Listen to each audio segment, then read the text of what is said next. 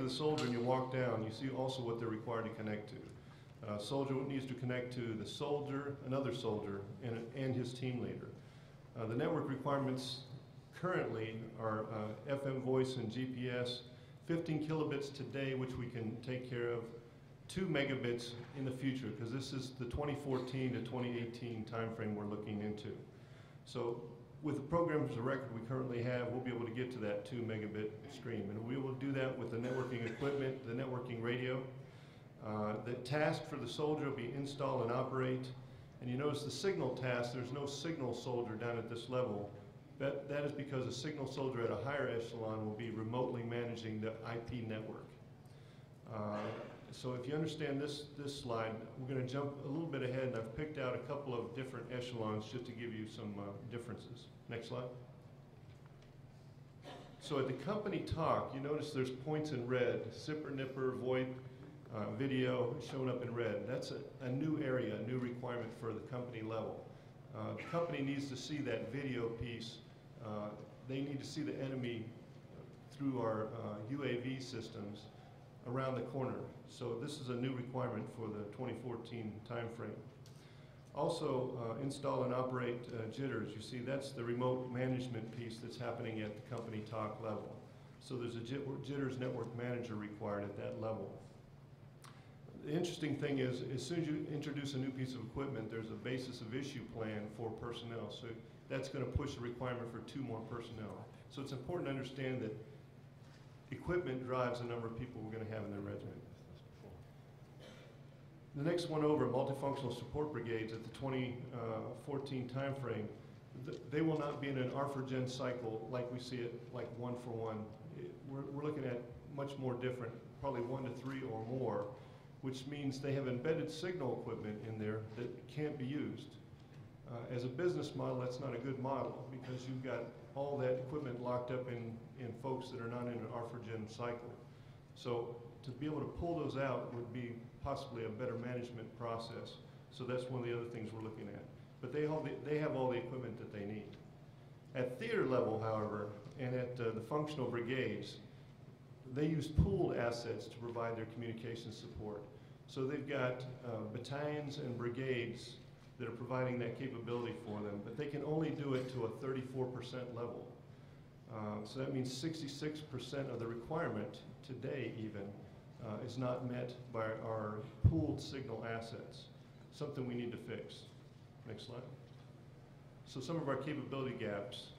We talked about the signal employment of our forces. If they're locked up in a embedded organization that's not part of the ARFA-gen cycle, we won't have them available to us. Training and readiness. During our training and readiness, as we took a look at it, the forces that are rotating into the fight in the embedded units, the training capability is not quite what we'd like it to be. We are sending CCOM mobile training teams, ForceCom battle command assistance teams, and the signal centers sending training teams out to help these forces. We'd like to see that training capability reside within a signal organization. Force modernization, again, we have to get our jitters network managers into the fight as part of our future. Also, we're finding that they have a difficulty accepting commercial technology into those smaller organizations. For Phase 4 operations, what that means is you stop and you're building post camps and stations. If you're building the post camps and stations out, you have to be able to build some kind of commercial infrastructure to take the place of your tactical units, so the tactical units can be released to continue to jump and move in a war fight. Also, there's a new requirement for a single network, and we need more command and control structure to take on that fight for a global enterprise network. Next slide. So we developed a couple of courses of action. You see course of action 1, 2, and 3. Course of action 1 takes the multifunctional brigade signal companies and actually pulls them out of the multifunctional brigade, puts them into a signal battalion and brigade that gives them the ability to rotate into the ARFA-gen cycle. With that, it provides 51% of the requirements, and the requirements we designed as points of presence, or POPs. For course of action 2, what we did is we took 85% of the folks, the military, out of NetCom, and we pushed them down into the BCTs, so that instead of going with pooled assets, we went with filling up all BCTs with NetCom folks. There was a $2.8 billion bill for that, but we got us up to about 76% of the requirement. For course of action 3, we looked at an everything over IP organization where we had smaller, more capable units, and we were able to get up to about 98% of the requirement. No additional people required, just more capable organizations for a $2.2 billion bill. Also, you can see some of the capabilities that have increased from our baseline through the different courses of action to course of action 3. In course of action 3, we're able to also take on the Trojan Spirit mission by the Signal Regiment, currently not being done. Also have a coalition capability run by the Signal Regiment, and also be able to take the logistics VSAT mission on. So you see the Signal Regiment is able to take on some of these missions that we've been lagging on. So course of action 3 is what's being recommended. Next slide. This is the Expeditionary Signal Battalion that you see on the left-hand side. It provides about 30 points of presence, and you can see all the different teams underneath and the equipment, pictures of the equipment. In the future, that same group of people with everything over IP organization will be able to provide 70 points of presence. Much more dynamic, capable organization. Very much the way JCSE is doing business today. Next slide. Look forward to your questions. Thank you. Okay. Thanks, Al. Okay, now we're going to switch gears a little bit. Colonel Morrison and Master Gunnery Sergeant Bissier are going to talk a little bit about requirements and potentially some of the changes that are going to take place in requirements. Again, if you've got some questions that are coming up in terms of things you're thinking about, please write your notes out there on these particular questionnaires that were left there on your seat so they can be collected and we can go ahead and parsing out the questions. So, Colonel Morrison. Sir, thank you. And thank you very much for the opportunity to speak this afternoon. And thank you for sitting back so we don't stick together anymore, sir. Next slide, please. I want to start the conversation because really what we're talking about is providing capabilities, network capabilities, to our formations as they get ready to deploy into the fight. And we always need to sort of start with this slide. It's been around for several years because it's a very, very basic tenet in it. What we want to do is provide an integrated network capability aligned against the R4Gen process. Now, like I said, this slide has been around for several years, but the reality of it is we have not really developed a true capability set process. We are just now getting our arms around what does that really mean. So as you take a look at developing these capability sets, again, integrated network solutions, one key tenet must always pop out because you've got to look at interoperability where it's backwards and forwards. But there's a couple nuances in our approach that are fundamentally different than how we've gone at this process before. So when we talk about the integrated network capability, I want to introduce a term to you, vertical alignment. In the past, what we've had is our individual PORs on their own separate timelines, and the last thing that we were really doing was deploying that integrated network capability. Now we want to vertically align our programs from the TOC on the move to the soldier and provide that comprehensive network capability. The other key tenet that we are adjusting fire on is we've got to switch the integration burden. You heard General Sorenson mention it earlier about a flurry of emails that are flying around today about problems that are happening downrange because that's where the true integration burden is right now. We've got to shift that and do integration on the front end. And these are just a couple of the tenets that I want to talk about as we walk through the next few slides. One tenet that we're not able to do very effectively today that we need to start getting after is how are we leveraging those enterprise and theater efficiencies to improve our tactical network. So the focus of my comments today are really going to be on the tactical echelon, but realize that is the next bridge that we've really got to cross. Next slide, please. So building the network is sort of like a Rubik's Cube. And what we've done is we've commissioned a group from across the community with elements from TRADOC, the Mission Command Center of Excellence, ARCIC, the acquisition community, the programmers, to meet out in McLean and start working through putting together this Rubik's Cube. And what we had to do was sort of change the paradigm of how we look at how we're delivering the network. We didn't always have to hit a home run, and unfortunately, that's how many of our programs are set up right now. So we're looking at requirements based off of cost, time, and importance, and aligning that so that we provide that integrated network capability across more formations sooner. We are great at providing the network to support FOB kind of operations. Now what we want to do is extend that network outside the wire and bring our soldiers into the network. I would also draw your attention to the yellow box up on top. To get everybody working with inside their lanes and start bringing more synergy to the community, we've established 5 lines of operation, and they're underlined there. You've heard a lot about standards. It was our first, most important step. Unfortunately, since we did not have those technical standards that the CIO G6s developed, 1,000 flowers bloomed. And as a result of 1,000 flowers blooming, the integration burden was pushed onto the user. By establishing this technical baseline, it should put material developers, I'm going to use a turn of phrase here, in a box so that we are building interoperable systems from the very, very beginning. The second line of operation is engineering. What our systems engineers inside the ASALT community need to be doing based off of these technical standards. Again, bringing that integration burden forward onto the front end of all system development. Now, a line has many facets. There's the alignment of requirements, which the Mission Command Center of Excellence led by Colonel Promotable Charlie Flynn will be leading. There's alignment of deploying capabilities, which is sort of where my directorate falls in. There's alignment of resources, but it's many, many things with only one goal in mind: align the delivery of the network against the R4 Gen cycle. We're doing a lot on integration, and as I said, we need to bring that to the front end of building the network.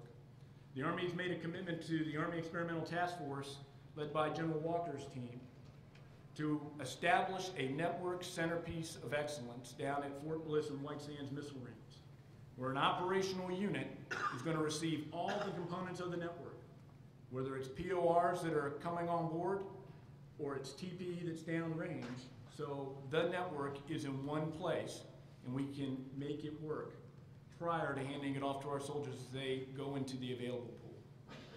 And then the last one is to deploy it, and that one is the most simple one. If you're getting ready to head into the available pool, we want to hand you a network capability. Now, a lot of folks misconstrue that network modernization is something new. The network exists today. It's out there. It's alive and well if you go downrange.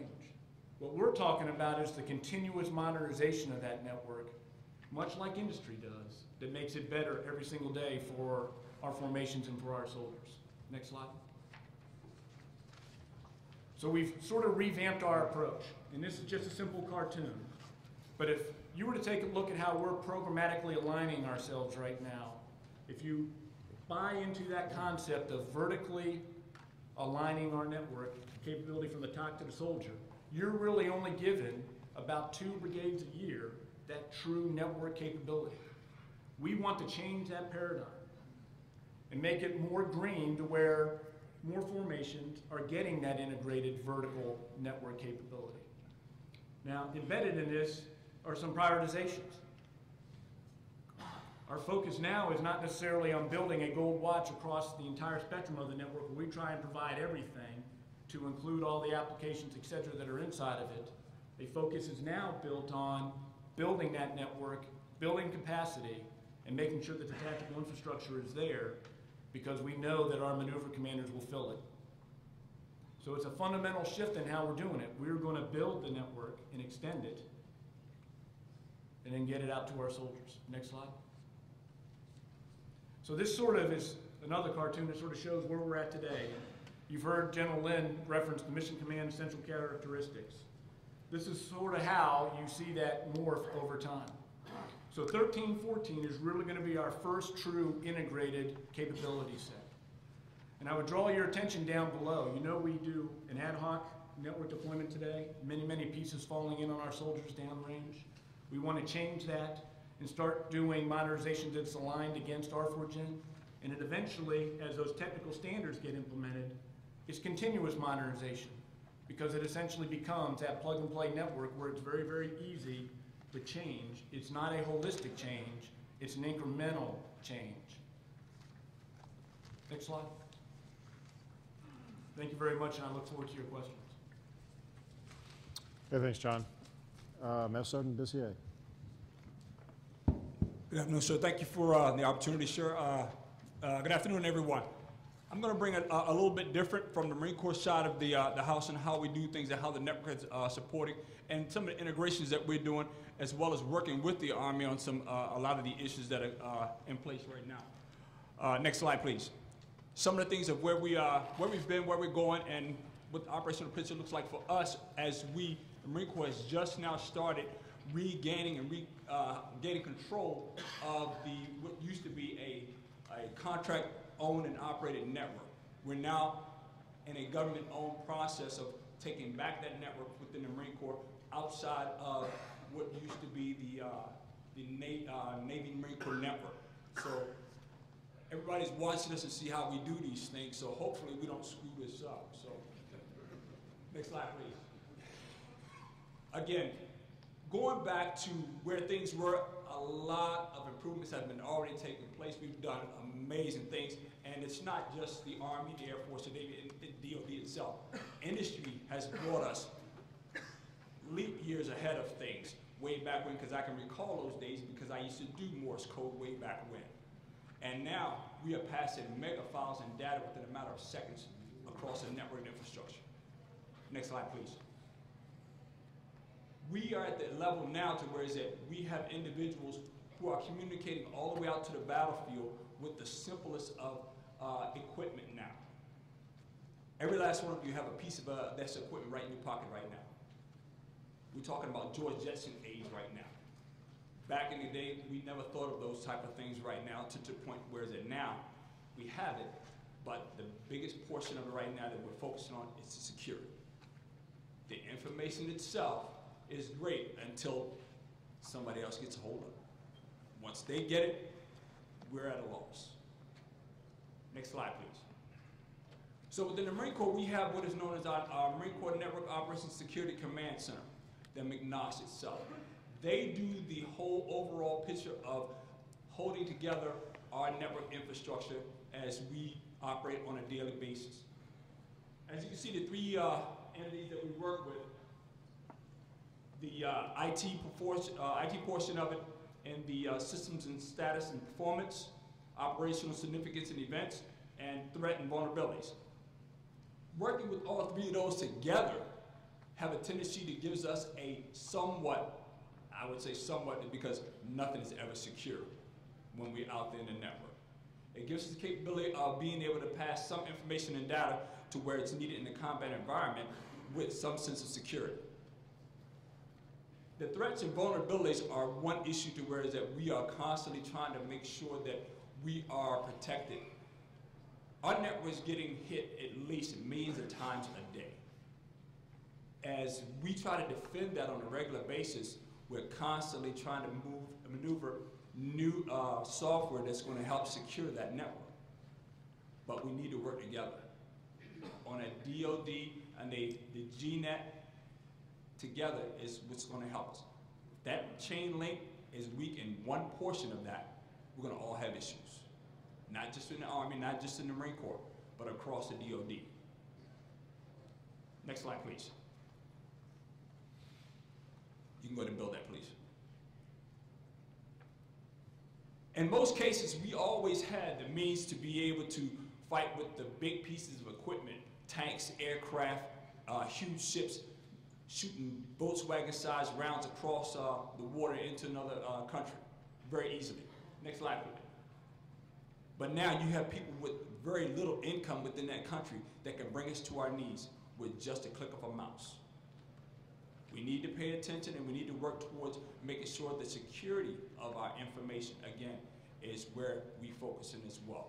Not just forget about it. There's a lot of, excuse the expression, big brain individuals out there, but I'm quite sure all of us got that piece and understand that security is a big part of our networks. Next, please. Next slide. We are good at fighting at all levels from the time from history all the way up to now. Some of you may have seen this slide before, but if you look to the bottom right of that slide, that's the one we all fear right now. Marine Corps is in a portion of trying to make sure that we are in the same categories with the Army and trying to develop software and develop programs that's going to help secure the information that we do on a regular basis. Our McNOS has put together quite a few, I guess, because of disclosures, I guess, I can't say much, but have put a lot of things together to help do things that's going to give our network security that it needs to be out there right now. Next slide, please. What we ask for at this point is for industry to help with the security level on the cyber command itself. If nothing else, cyber is going to be where we have to maintain our, I guess, I want to say it's easy to fight the individuals that you see in front of you, but behind that computer, you can't do it. The security level that's required and that's needed right now out there in the global network is a big challenge for us all. Some of the items that you see there are where we need to go as far as the training, as far as the energy efficiency, as well as some of the extra devices and layers that we have to protect that network. It's there, we just need to put them together and work cohesively to make sure these things happen. Thank you, sir. Thanks, Gunny Sergeant. Okay, now we're going to move to Army Cyber, and the first presentation will be done by General Napper, who is the Commander of 9th Single Command, Army, NetCom, also the DCG for our cyber. So, General Napper. Thank you, sir. Appreciate the opportunity to talk to this great group here today. As cyberspace is the only warfighting domain that's man-made, someone has to be responsible to build, operate, and maintain that domain. So as the CIO, the able assistance of DISA, figures out what we need to get at the modernizing the force, that networked, versatile, survivable soldier that General Sorenson talked about. NetCom is that operational command who gets to execute this transformation of LandWarNet. And be the voice of the forces on the LandWarNet to make sure we're meeting what they need. And no, I'm not going to PowerPoint you to death. Cool. So, you've heard about this global network enterprise. You've heard about OpVal 2 we did last year with the 75th Fires. A great exercise, really pushed the edge of what you could do across the network with our deploying forces. What General Sorenson very kindly didn't spend a lot of time on was all the pain behind the scene that General Lawrence and her bright engineers at NetCom last year, what they had to go through to make that work. And we can't continue to operate this way. Colonel Morrison mentioned it a minute ago. I think he called it the switch, the integration burden. I always talk about it as just taking the load off the deploying signal soldier, off the users on the network as they deploy, and frankly, off the network enterprise centers here in CONUS and globally. Those guys that have to run the network every single day. So I'm going to talk to you for just a few minutes about, from the O&M command perspective, what we're doing this year to start down the path of the execution of this transformation. It takes a little bit of time to get the processes and the research done, and frankly, to get the resources in line, and that's what the last 2 years has been about. But right now, we're in the execute mode. I'll talk to you first about the enterprise email service. Now, a lot of folks ask the question, why are we doing enterprise email and how's this going to fit in the joint? And I try to remind folks that this is the Department of Defense enterprise email. This is not the Army doing something on its own. Again, this is going straight to the DoD. We're skipping the step of consolidating our own email first. And as you heard from Mr. Rivera, it's going to be a managed service delivered by DISA. The Army is just the first to go. And we're going to start the painful way. We'll put the G6 and NetCom headquarters on it. And if we get through that, and I'm still alive, then we're going to take the whole Pentagon Army components out, a headquarters DA. So I figure about March, they'll be looking for a new NetCom commander. But if we survive that, we're going to go ahead and go, as Mr. Rivera said, and get through all those rack installations. That doesn't make sense to go through the pain of moving from one place to another and losing those PSTs and all your other files and your contacts, like I just went through this summer when I PCS'd. So the goal is to do this in sync with, but not only for the BRAC installation. So if you're in a bracking unit, we're going to get you on the move so that you don't have to go through this, or just before you move, to be more accurate. But there's a lot of other folks that's not part of that. And so all of it has to be done by September 30th, 2011, according to my boss, John Hernandez. So we've got a little bit of a challenge ahead of us. Just look at me. And yes, he lost some of his emails too as he moved from the so the no more migrations is a big deal, okay? Joe Lawrence always talked about Yahoo, Gmail, whatever email you've got, you don't have to change it every time you move. They figure it out, and they forward push wherever you're pulling from at that time so that you're no longer reaching all the way through to the depths. And the first time you get back on, it takes a little time, and then it's okay again. And yes, I know we told everybody when they came in the Army they had a permanent email address, but we never let them use it, that AKO one. We really mean it this time. We're going to give you a permanent email address, or our alias over, all those other things, whatever you've left dangling in your unit ones or AKO or other places. And I think the selling point for a lot of folks is it really is a GAL, one global address list that's DoD-wide. I can't tell you how many times someone that outranks me calls and says, I can't ever see all the guys I just left. I don't know where they are, and I can't talk to them. It may be another Army person who's in a joint job. It could be an Army guy downrange. It could be a joint guy, but there's no way to see them in quote RGAL today. And I think one of the things that folks pass over quickly and don't think about that's an added benefit to this is what they call enhanced search. So as you're allowed to retain more emails in your organizations, there's some content discovery capabilities that this is bringing to this. We're all going to get spun up on, so we use it to capacity. And I don't want to oversell it, but I know that a lot of folks went through the BRAC discussions about how big should my mailbox be when I move. DISA calls it an unlimited mailbox. I don't call it that. It's shared capacity like you do on your data system, your text message with your kids. I send 2 a month, they send 3,000, we balance out, life's good. Well, that's what we're going to do with the email mailbox limits. Those of us that delete things and have attachments will have small mailboxes. Those who like to have archival or need to for specific mission sets, like some of the research guys at CCOM that we've talked to, theirs will be larger. And if for some reason what we've set up doesn't quite meet the criteria for the archiving and searchable requirements for some of the research guys, then we'll put up some special criteria for them. So those are some capabilities coming with it that there's no way we can get at if we continue to run Exchange on local installations and make people carry a CD with them and hope we got all the files on it when you left. Now, I'm not an engineer, and so I didn't understand how this is going to work, because we still have these silos of excellence called Forest and Active Directory. And so the guys came in and explained to me it's because we can't. What we're going to do simultaneously or nearly simultaneous is collapse down all this Active Directory that's out there, all these forests and domains we've built over time because it seemed like the right thing to do when Active Directory first came out.